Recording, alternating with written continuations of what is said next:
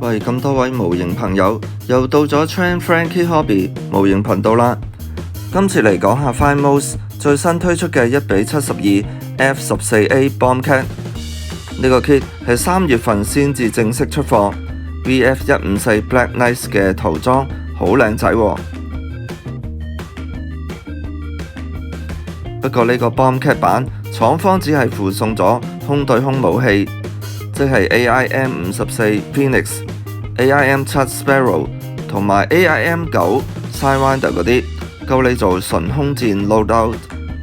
但係 Bombcat 最正嘅空對地攻擊能力，例如 Laser Guide Bombs 嗰啲，就完全冇包，要另外買 Finemos 自己出嘅武器 set 先至做到完整嘅 Bombcat。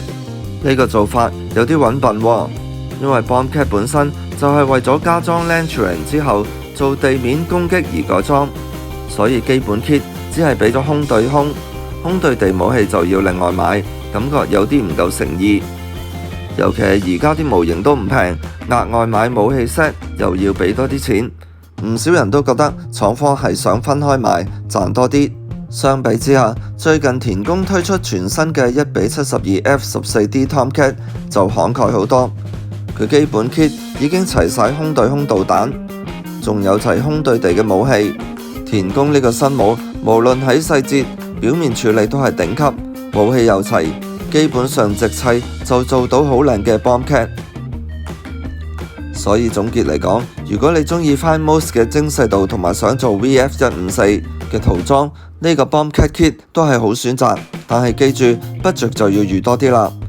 但係如果想一次過做齊晒空對空同埋空對地，又唔想額外再花多啲錢，雙星嘅 F14D 目前係更抵玩更全面嘅選擇。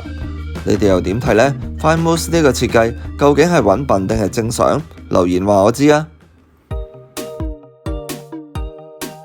另一個超有話題性嘅新 kit 就係4月21號即將推出嘅女性 figure Startbook 入邊附送咗1:20比例嘅東雲海 Bunny Girl 嘅模型。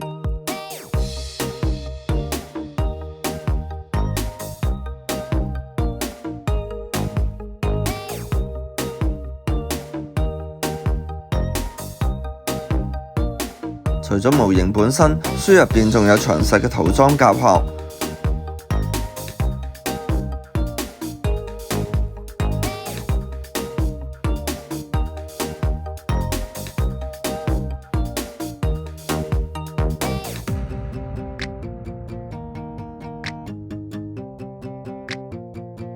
如果你係東雲海嘅 fans， 或者想試下砌1:20嘅 figure， 呢個絕對係4月中其中一個唔可以錯過嘅亮點。記住 like 同埋 subscribe 支持，我哋下次見啦，拜拜。